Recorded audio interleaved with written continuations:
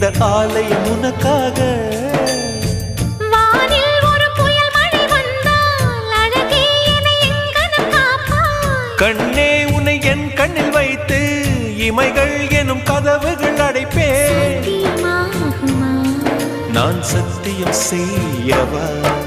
தொடு தொடுவெனவே வானவில் என்னை தூரத்தில் அழைக்கின்ற நேரம். Uva, uva, uva, uva, uva, uva, uva, uva.